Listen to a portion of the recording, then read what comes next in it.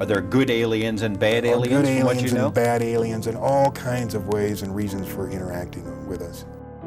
You know, there's a misconception here. People think that our space brothers would bring us good things. The EBEs are so advanced, they're at least 500 million years advanced from us, and probably more. Now, can they exist among us? It's my understanding they can only last about 20 minutes in this air.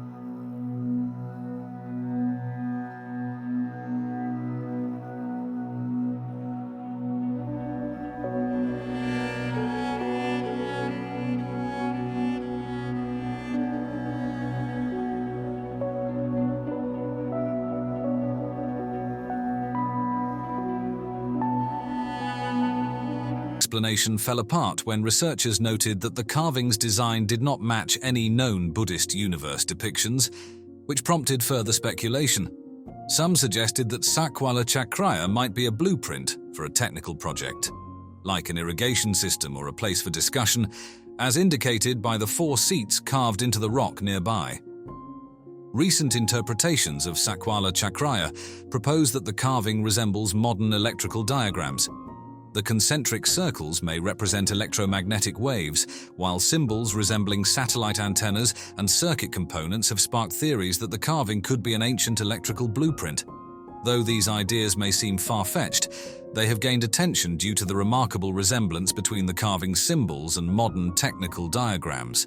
Additionally, the possibility of ancient civilizations using electricity is not entirely dismissed by some researchers, though it remains speculative. Even more extraordinary are local legends, which claim Sakwala Chakraya is a stargate, a portal to other parts of the universe. According to Sri Lankan epics, this stargate allowed gods to travel between Earth and distant cosmic destinations. Many people believe that the carving holds a secret code that, when activated, could open the stargate. Some tantric Buddhist monks still meditate in front of the carving, hoping to unlock its potential. Although this theory is dismissed by mainstream science, paranormal researcher Praveen Mohan added to the mystery in 2019 when he detected unusual energy emissions from the carving using an EMF detector. Further investigations of Anuradhapura reveal that its ancient builders possessed remarkable astronomical knowledge. A study in 1996 by researcher Mihindukula Surya, Susantha Fernando, found that 3 of the city's main stupas were aligned with 3 stars in the Orion constellation. This astronomical precision extended beyond the stupas. archaeologists discovered that Ranmasu Uyana, the park where Sakwala Chakraya sits, served as an astronomical calendar. Stone structures in the park were designed to track the positions of the sun and stars, marking the solar year and predicting important astronomical events. The question remains, how did Anuradhapura's ancient builders acquire such advanced knowledge? Their expertise wasn't limited to astronomy. The Anuradhapura region is also famous for its engineering marvels, including an advanced hydraulic system that provided water for agriculture, drinking, and royal gardens. This system, consisting of interconnected reservoirs, canals, and modern-style valve pits, is still considered a model for modern water management. With Sri Lanka facing the effects of climate change, researchers are looking to this ancient hydraulic system for solutions to current water management issues.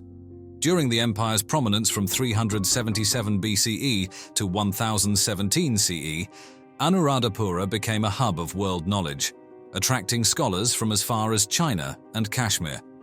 Visitors came to study texts and receive guidance from sages on subjects like science, engineering, agriculture, and philosophy. Interestingly, archaeological evidence suggests that a thriving settlement existed in Anuradhapura centuries before the empire officially began. This raises questions about the origins of this advanced civilization and how it acquired such profound knowledge. One possible clue lies in the great South Asian epic, the Ramayana. Composed between the 8th century BCE and the 3rd century CE, it tells the story of the Indian prince Rama and his battle with the evil king Ravana of Lanka. While Ravana is portrayed as the antagonist in the Ramayana, Sri Lankan sources view him differently, as an extraordinary leader of an advanced civilization. Ravana was said to be a scholar, inventor, and legendary scientist who wrote about medicine and astrology. According to legend, he possessed advanced technologies, including the Pushpaka Vimana, a flying machine described as a chariot resembling a bright cloud in the sky.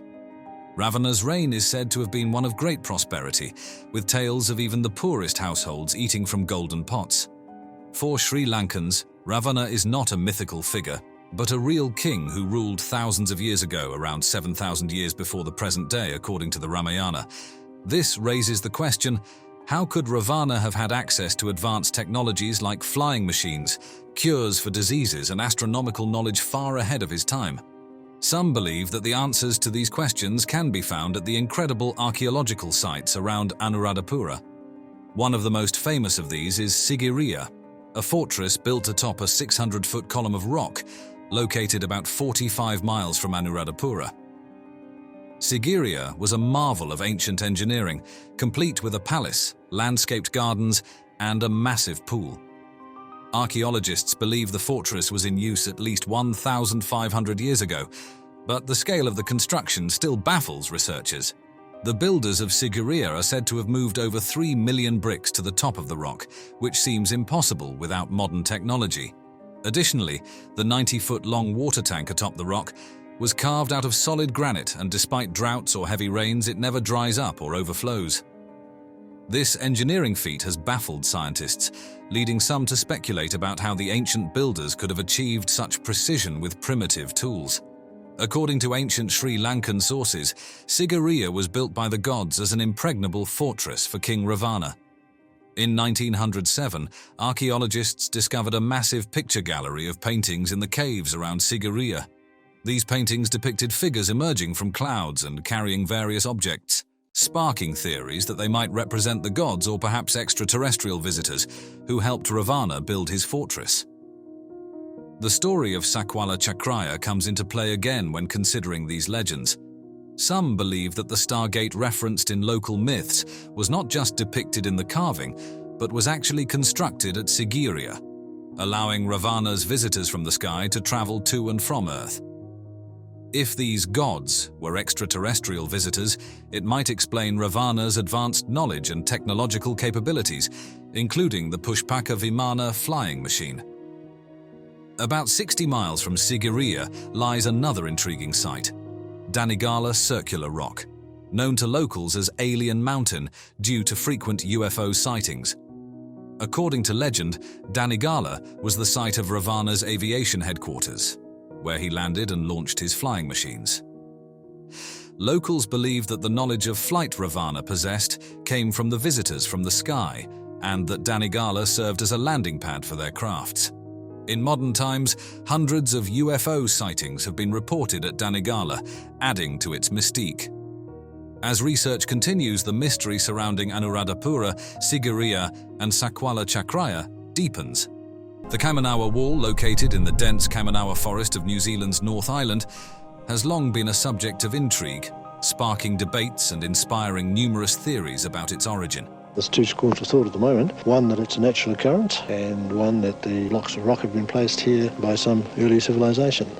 The wall's discovery and subsequent study have raised more questions than answers, fueling speculation about its purpose and the people who might have built it, if indeed it is man-made at all. They have said that this is beyond our time. They were here 2,000 years ago and were brought here by people. The Kaimanawa Wall was first brought to public attention in the early 1990s by Barry Brailsford, a historian and author with a deep interest in New Zealand's indigenous cultures. Brailsford, along with a small team of explorers, stumbled upon the structure while investigating local Maori legends that spoke of ancient stone constructions hidden deep within the forest. However, the wall's existence had likely been known to local hunters and bushmen for some time, as the area was popular for hunting and trekking. The wall itself is a roughly 10-meter tall structure composed of large, smooth megalithic stone blocks, seemingly fitted together with precision. The blocks, which appear to be rectangular and meticulously arranged in horizontal courses, resemble the kind of stonework associated with ancient megalithic structures found in other parts of the world, such as the Inca walls of Sacsayhuaman in Peru or the Cyclopean walls of Mycenae in Greece. And the rocks themselves bend in a sort of a semicircle around. It may be the shape of some sort of structure. What makes the Kaimanawa Wall so mysterious is the uncertainty surrounding its origins. Unlike other megalithic structures around the world, which have been studied extensively and often linked to known ancient civilizations, the Kaimanawa Wall exists in a region with no known history of large-scale stone construction.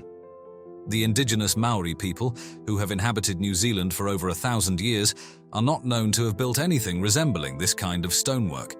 This has led to much speculation about the wall's builders, with theories ranging from a forgotten pre-Maori civilization to natural geological formations misinterpreted as man-made.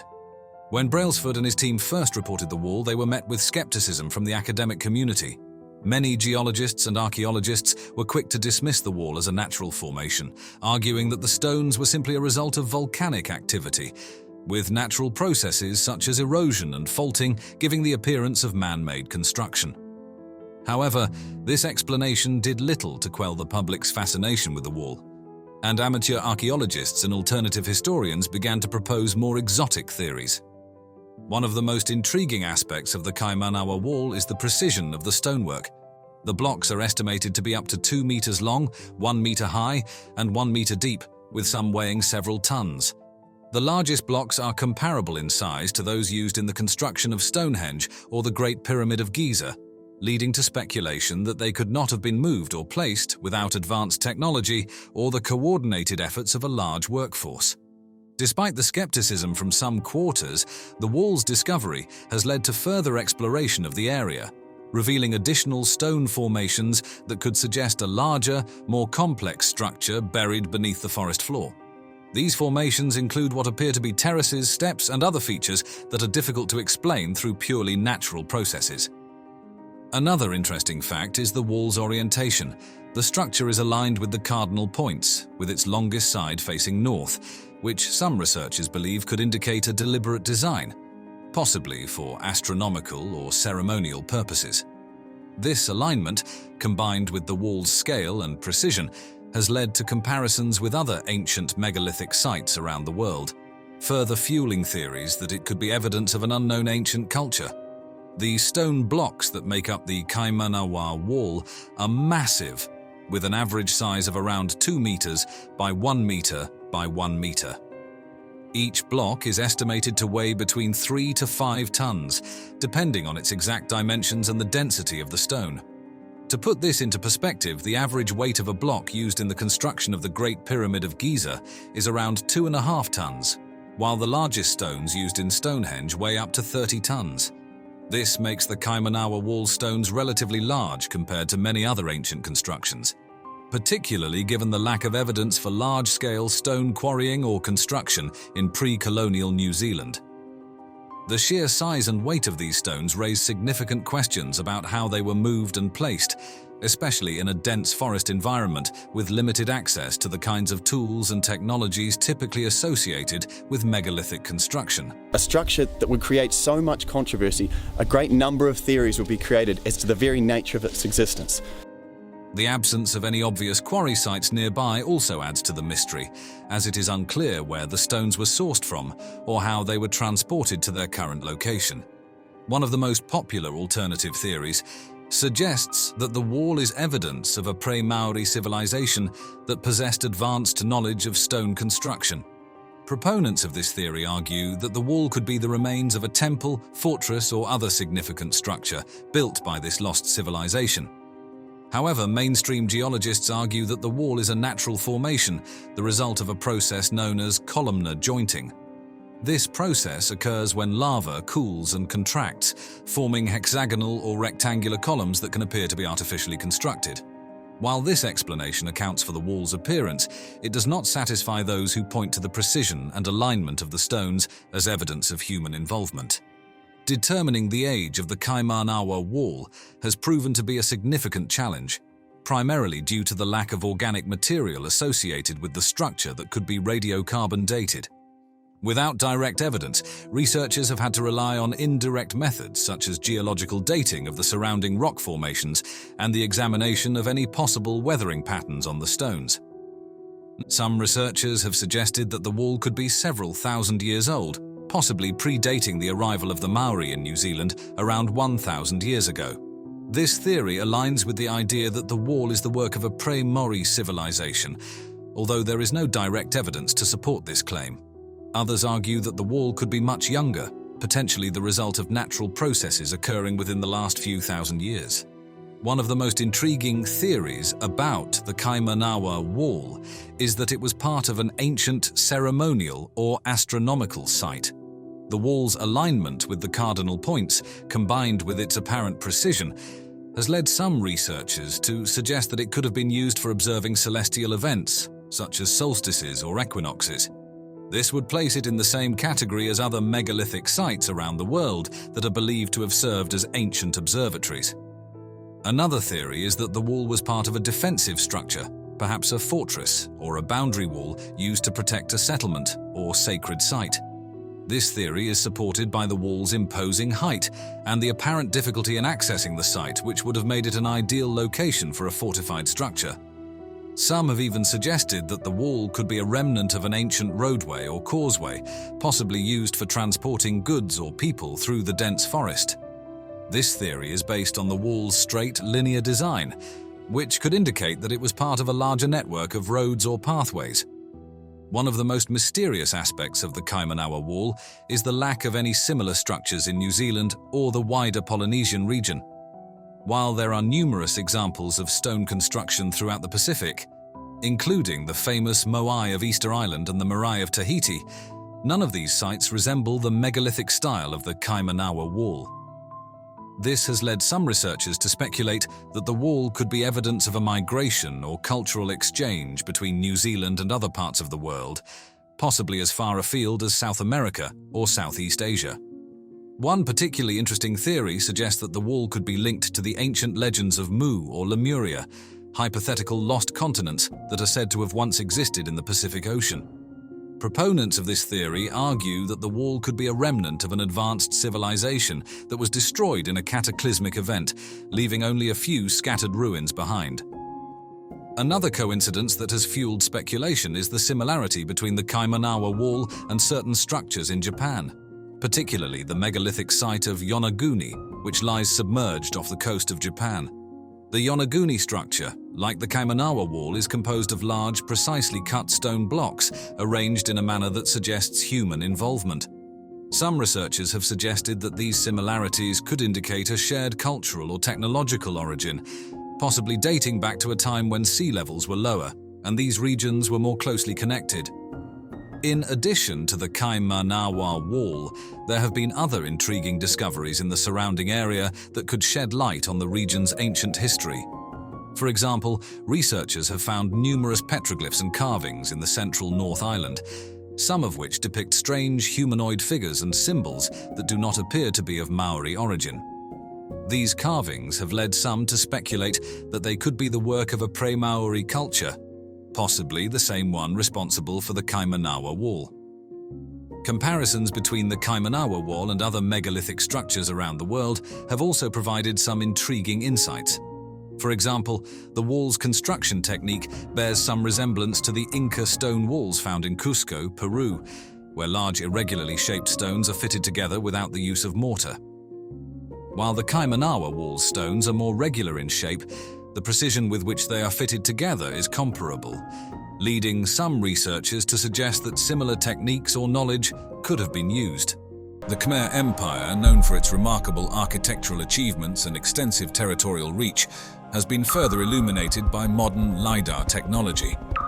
This advanced tool has allowed archaeologists to peer beneath the dense jungle canopy, uncovering hidden aspects of this ancient civilization. And that is the center of the Khmer Empire, right there. That's the area that we're going to be looking at. Two significant sites, Angkor and Mahendraparvata, have been the focus of extensive LiDAR surveys, revealing a wealth of previously unknown details about the empire's urban planning, water management, and agricultural practices. The Khmer Empire, particularly its epicenter at Angkor, has long been renowned for its architectural grandeur and sophisticated infrastructure. The advent of LiDAR technology has provided unprecedented insights into the scale and complexity of Angkor's urban sprawl, water management systems, and extensive road networks. These discoveries have significantly expanded our understanding of this ancient civilization, uncovering a host of new details about its construction methods, architectural styles, and the logistical prowess required to build such an expansive empire. The prehistory of this place, at least of Cambodia, is not well known. Between 2012 and 2015, a series of LiDAR surveys revealed the true extent of Angkor's urban sprawl. These surveys covered over 1,000 square kilometers, extending far beyond the well-known temple complexes of Angkor Wat and Angkor Thom. The detailed scans unveiled a densely populated urban environment with a highly organized grid-like pattern, showcasing the empire's sophisticated urban planning. The scans uncovered thousands of previously unknown residential areas, each consisting of houses, courtyards, and urban blocks. These residential zones were systematically arranged, reflecting a high degree of planning and social organization. Each household likely included wooden structures built on stilts, which have since decayed, leaving only the foundations visible through LiDAR. These homes were complemented by communal spaces and agricultural plots, indicating a well-balanced urban lifestyle. Angkor was revealed to be a hydraulic city, featuring an intricate network of canals, reservoirs known as barrays, and moats. These systems were crucial for irrigation, flood control, and sustaining the urban population. The network of water management structures showcased the Khmer Empire's engineering expertise, with meticulously designed channels ensuring efficient water distribution and management. Archaeologists don't know the truth of Earth history. It is just that they keep on making noise. The West Baray, one of the largest man-made reservoirs in the world, measures approximately 8 kilometers long and about 2 kilometers wide, with a capacity of around 50 million cubic meters. It played a pivotal role in Angkor's water management system. The East Baray, slightly smaller but equally impressive, was similarly designed to manage water resources efficiently.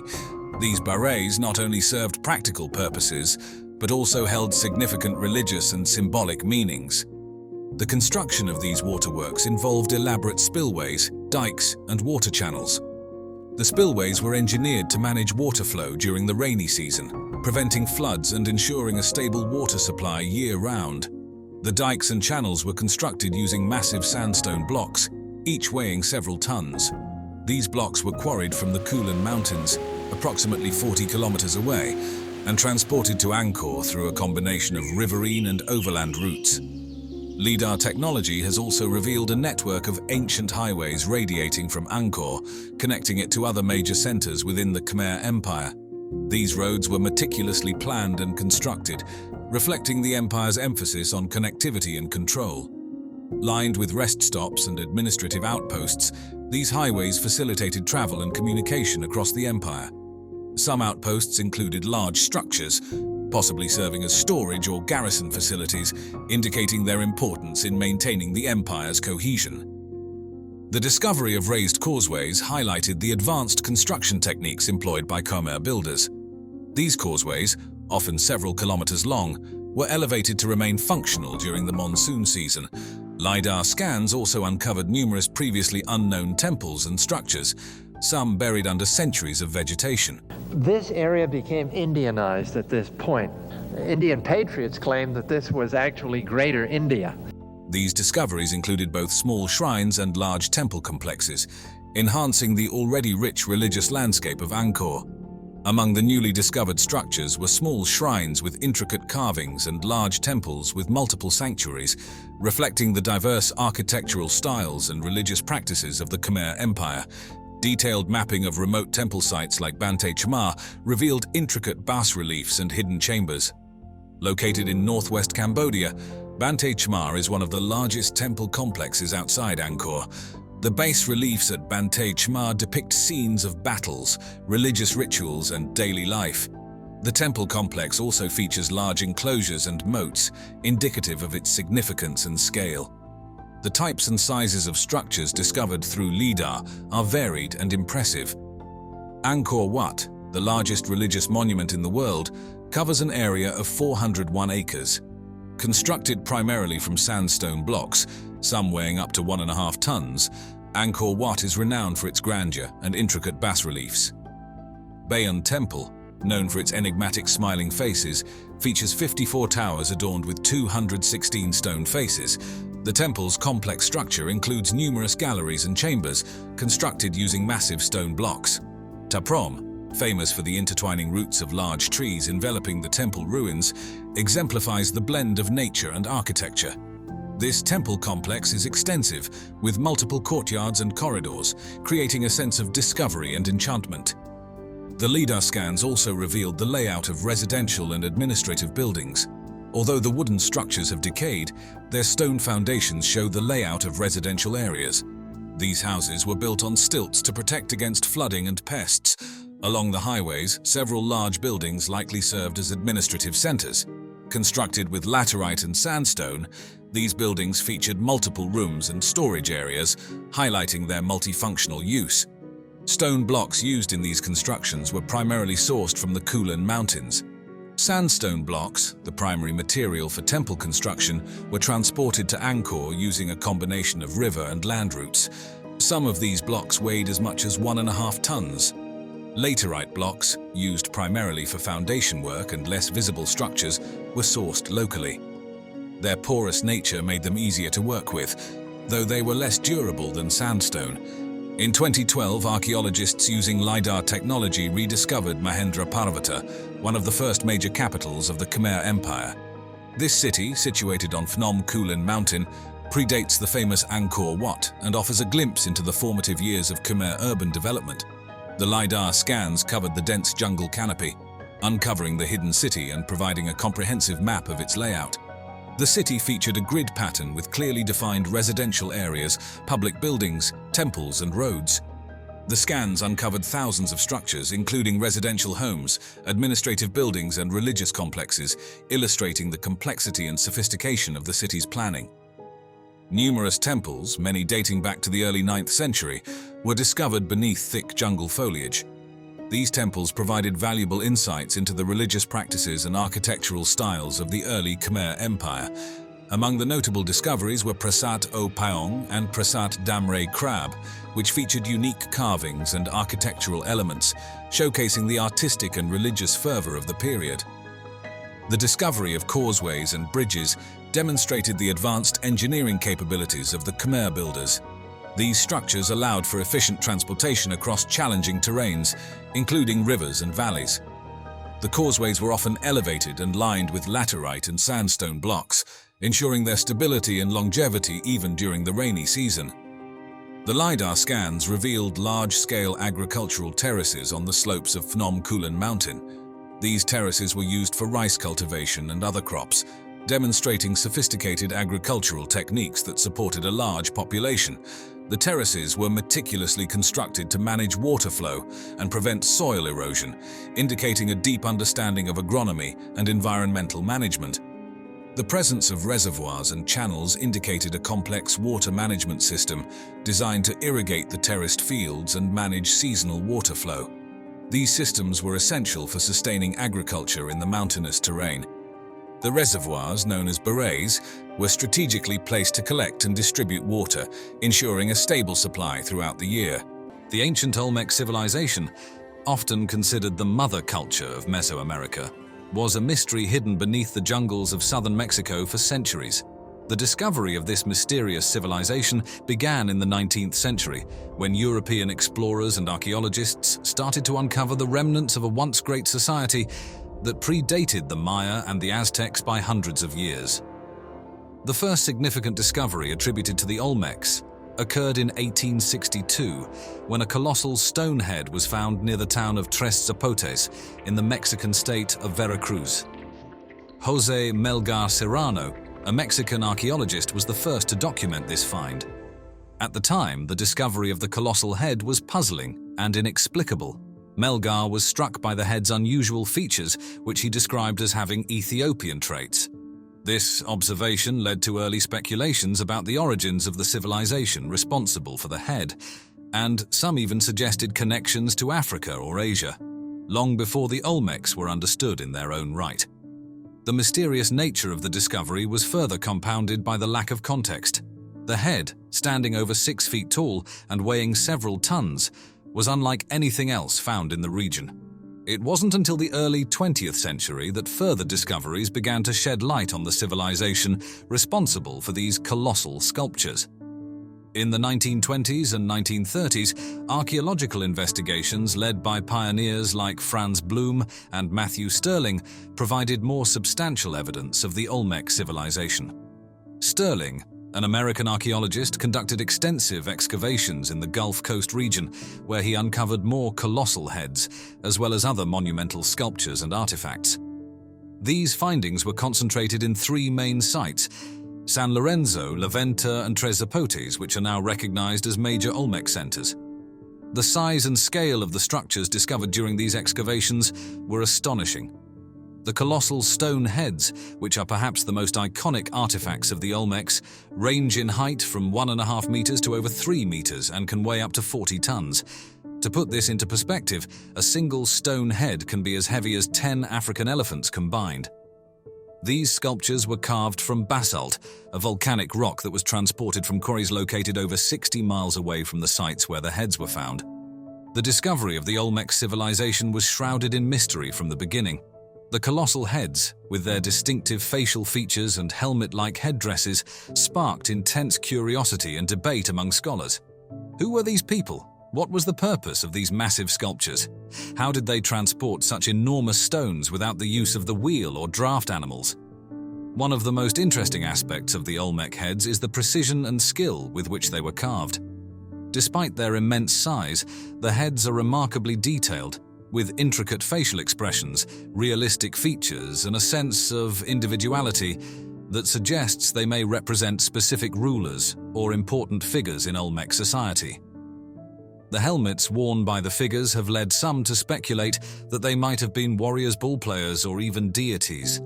The question of how the Olmecs transported these massive stones remains one of the great mysteries of Mesoamerican archaeology. The basalt used for the heads was quarried from the Tuxtla Mountains, located dozens of miles from the Olmec centers. Moving these stones would have required an incredible amount of labor and ingenuity. Some theories suggest that the Olmecs used a combination of rolling logs, sledges, and manpower to move the stones, while others propose that they may have used waterways to transport the stones by raft. However, the exact methods remain unknown, adding to the allure and mystery of the Olmec civilization. The age of the Olmec stoneheads and other structures has been determined primarily through radiocarbon dating of the surrounding archaeological layers and the analysis of the stylistic features of the artifacts. The oldest known Olmec sites, such as San Lorenzo, date back to around 1200 BCE, with some structures possibly even older. The Laventa site, another major Olmec center, reached its peak around 900 to 400 BCE. This places the Olmecs as one of the earliest complex societies in Mesoamerica, predating the Maya by several centuries. To establish the age of the stone heads and other structures, archaeologists examined the stratigraphy of the sites where they were found. By analyzing the layers of earth and the artifacts contained within them, they were able to estimate the time periods during which these objects were created. Additionally, radiocarbon dating of organic materials found near the sculptures has provided more precise dates, confirming the Olmecs as an ancient civilization with roots deep in the pre-classic period of Mesoamerican history. One of the most intriguing theories about the Olmec civilization relates to their role as the progenitors of later Mesoamerican cultures. The Olmecs are often called the mother culture of Mesoamerica because they appear to have laid the foundations for many cultural and religious practices that were later adopted and adapted by the Maya, Aztecs, and other civilizations. This includes the development of the long count calendar, the concept of zero, and the Mesoamerican ball game, all of which have been linked to the Olmecs. A particularly interesting theory suggests that the Olmec civilization may have been highly stratified, with a powerful elite class that controlled large numbers of laborers. This elite would have been responsible for commissioning the colossal heads and other monumental works, using their power and influence to marshal the resources and manpower necessary for such endeavors. The heads, in this view, could have been portraits of these elite rulers, intended to immortalize their power and legacy. Another theory posits that the Olmec heads might have served a religious or ceremonial function. The Olmecs practiced a form of shamanism, and it is possible that the heads were created as offerings to the gods or as markers of sacred spaces. Some scholars have suggested that the heads were placed at the entrances to important ceremonial sites, serving as guardians or representations of the gods themselves.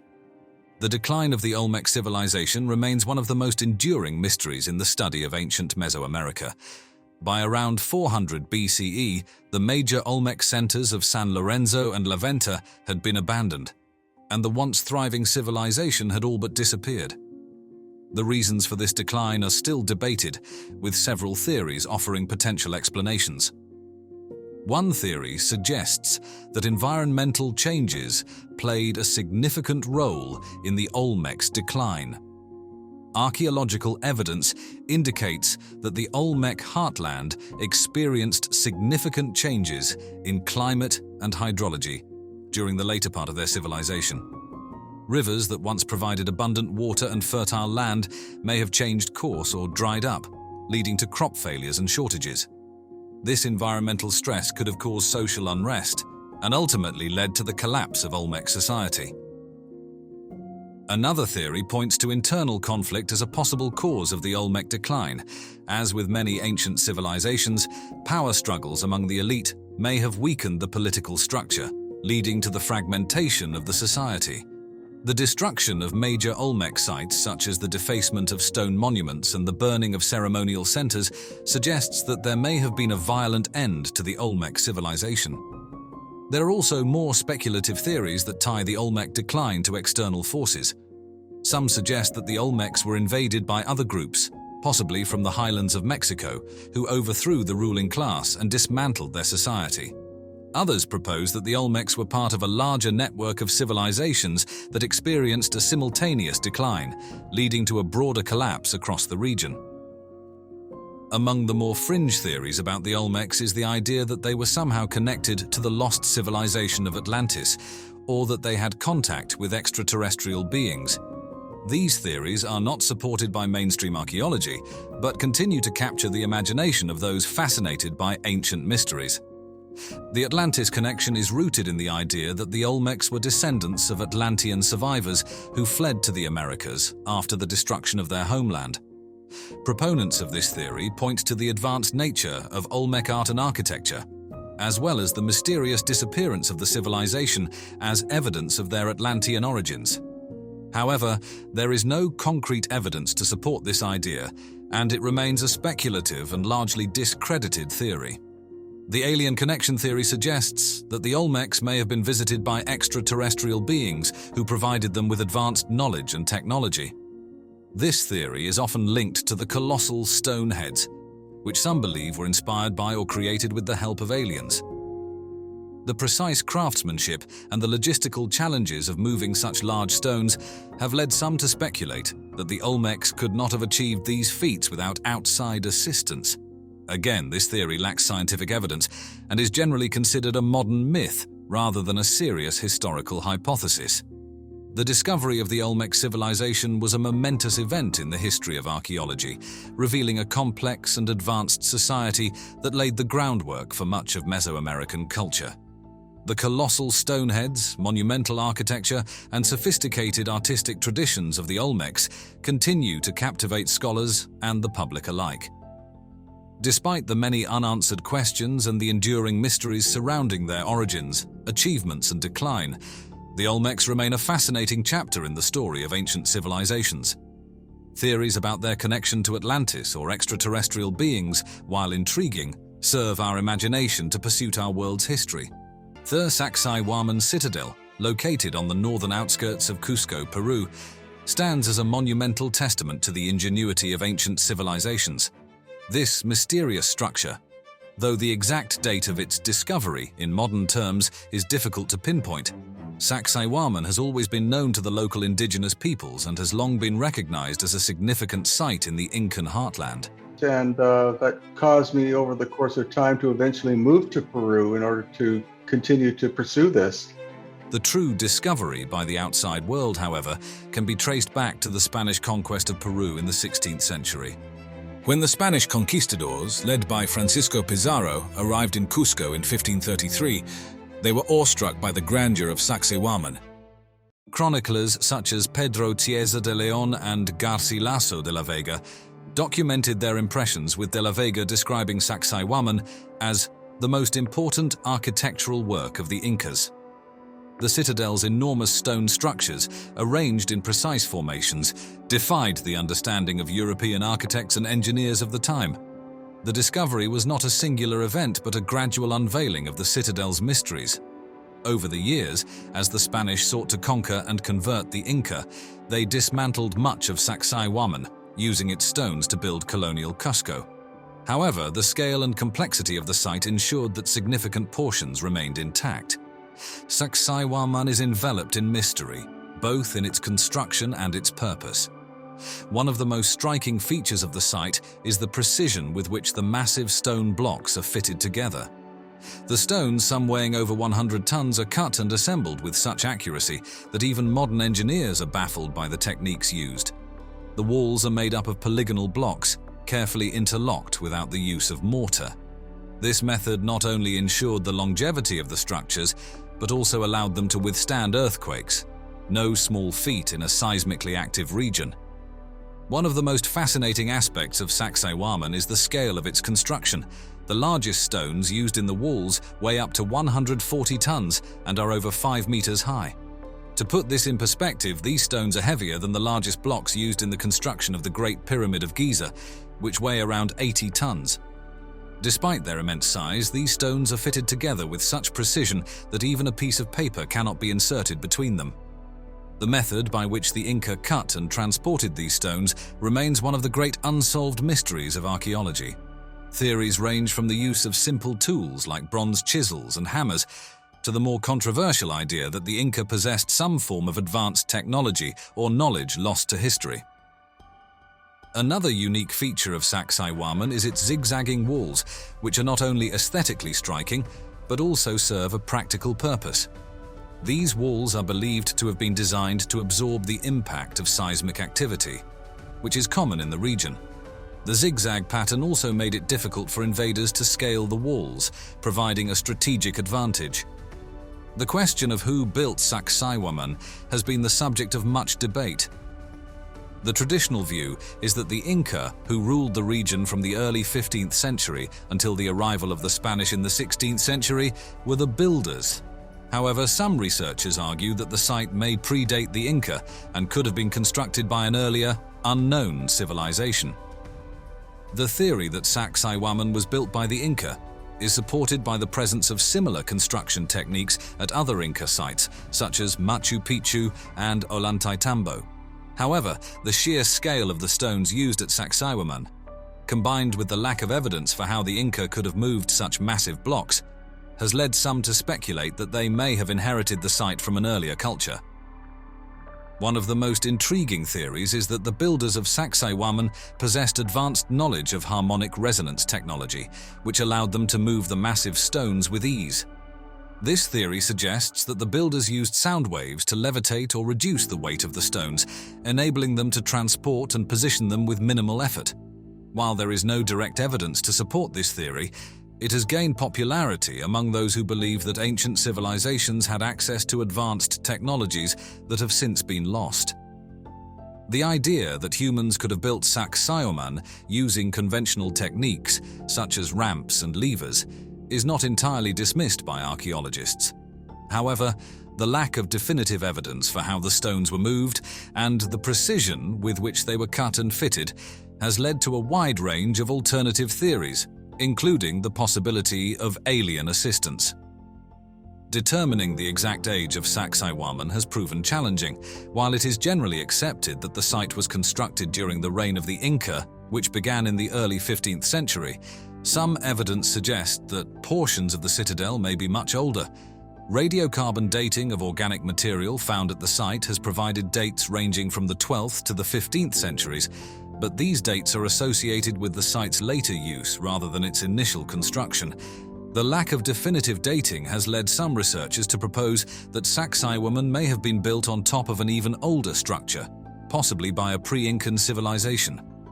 This theory is supported by the fact that the construction techniques used at Sacsayhuaman differ from those found at other Inca sites.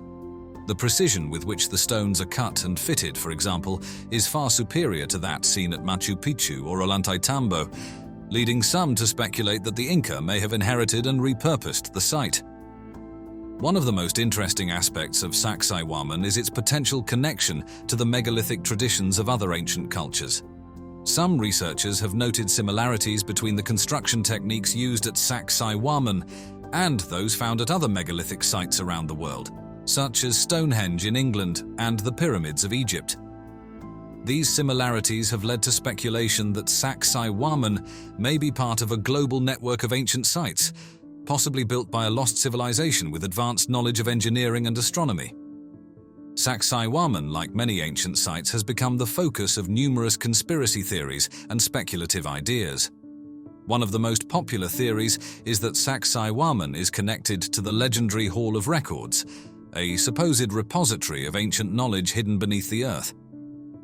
According to this theory, the Hall of Records contains the secrets of advanced technologies and ancient wisdom, which were used by the builders of Sacsayhuaman to construct the citadel.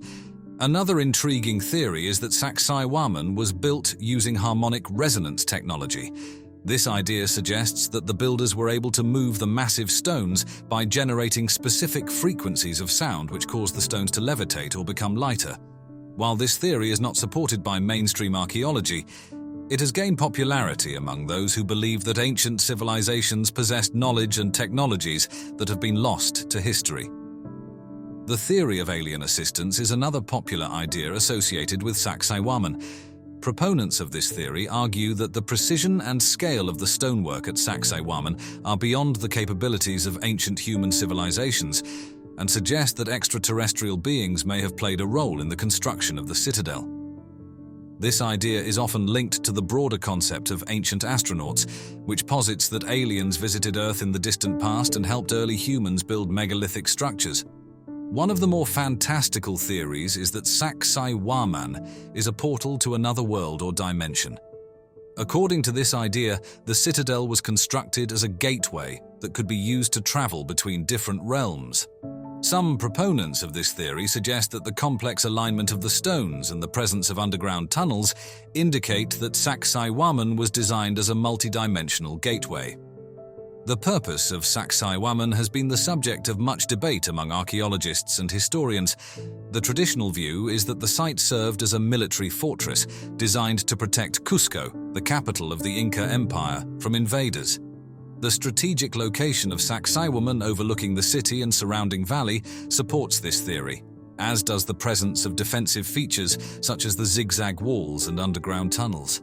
However, some researchers believe that Sacsayhuaman may have served a more ceremonial or religious function. The alignment of the site with astronomical events, such as the solstices and equinoxes, suggests that it may have been used for ritual purposes. The presence of large open spaces within the citadel, which could have accommodated thousands of people, also supports the idea that Sacsayhuaman was a gathering place for religious ceremonies and festivals. Sacsayhuaman is not the only mysterious site in the Cusco region.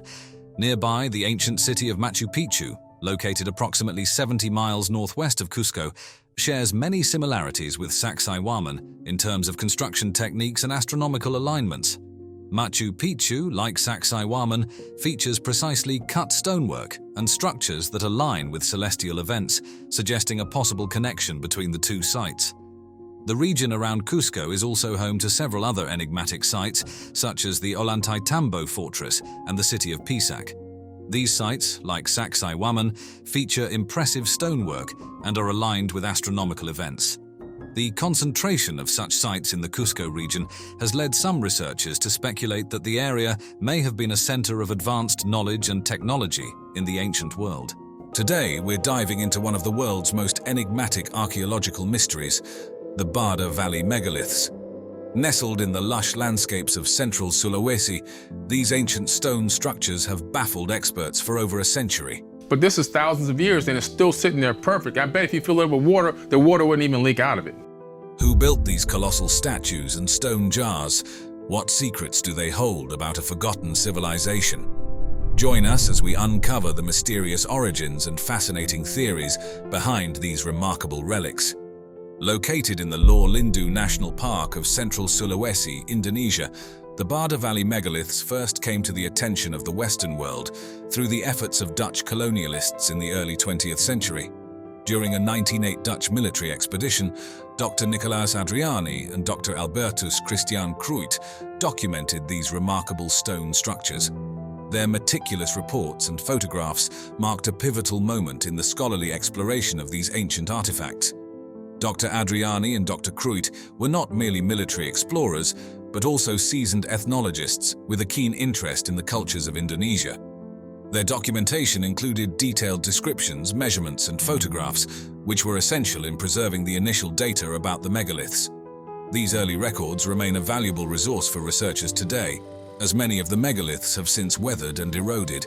Their efforts sparked a wave of academic curiosity that has continued for over a century, although the remote location and challenging terrain of the Bada Valley have limited extensive archaeological studies.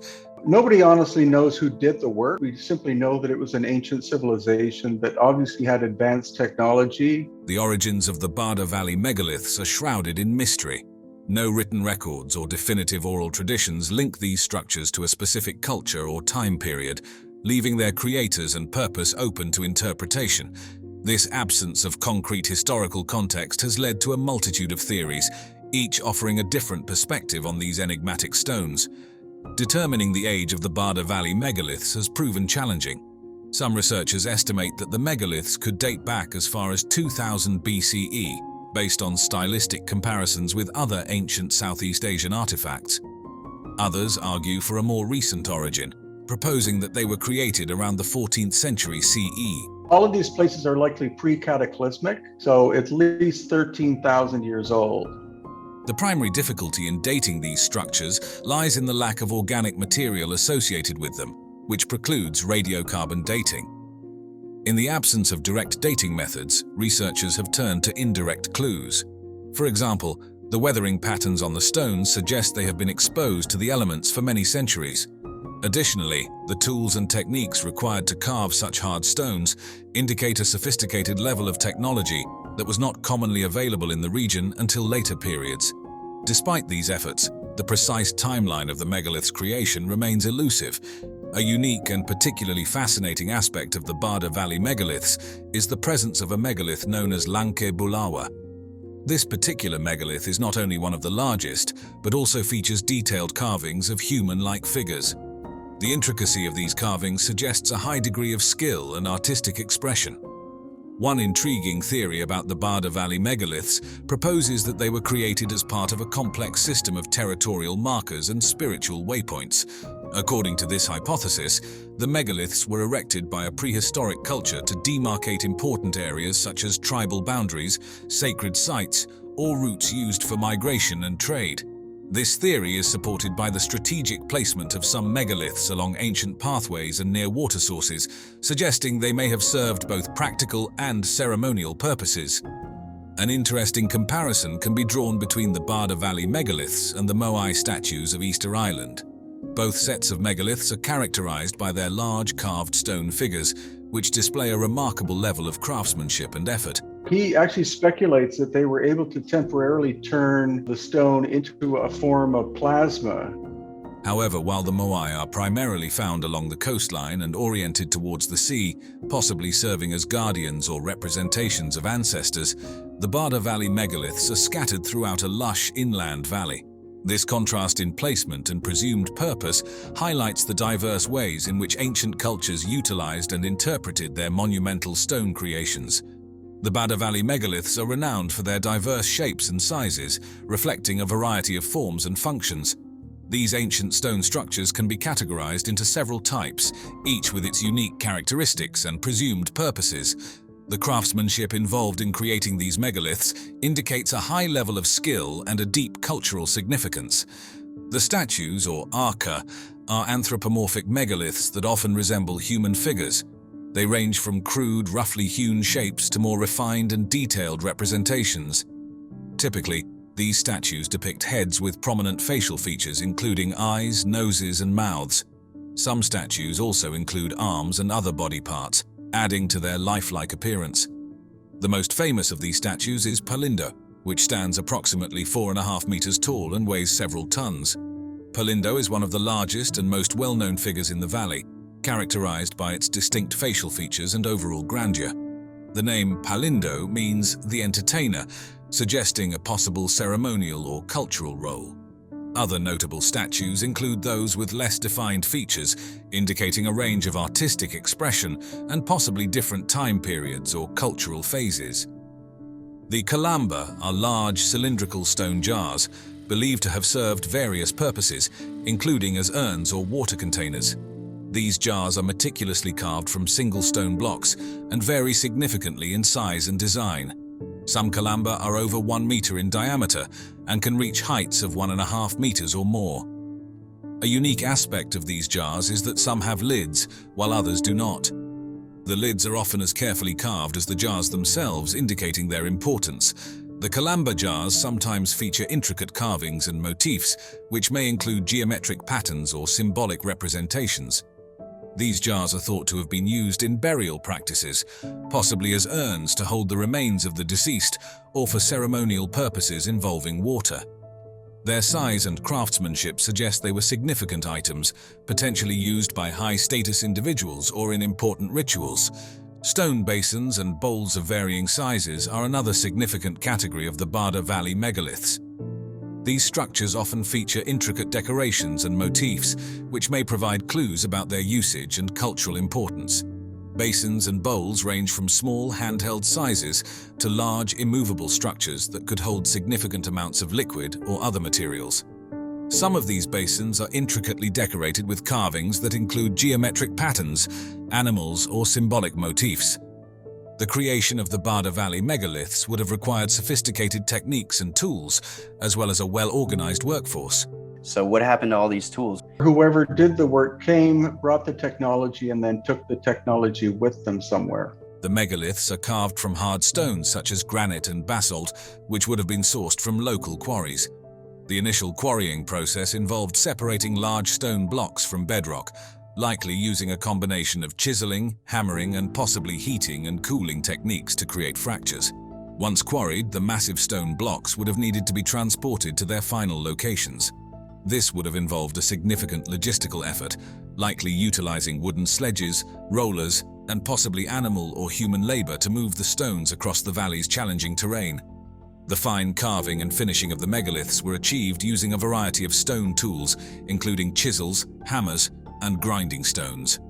The precision of the carvings, especially on the harder stones, indicates the use of advanced techniques and considerable skill. Some megaliths feature intricate designs and motifs that suggest the use of finer, more specialized tools for detailed work. A unique and particularly fascinating fact about the Barda Valley megaliths is the presence of a megalith known as Lanka Bulawa. This structure is a large stone slab with a carved human figure lying prone.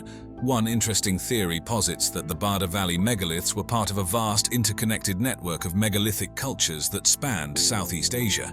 This theory suggests that there was significant cultural exchange and communication between these ancient societies, which shared similar techniques, artistic styles, and possibly religious beliefs.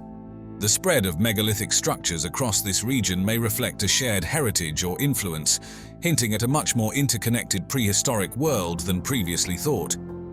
A compelling comparison can be made between the Barda Valley megaliths and the stone carvings of the Olmec civilization in Mesoamerica.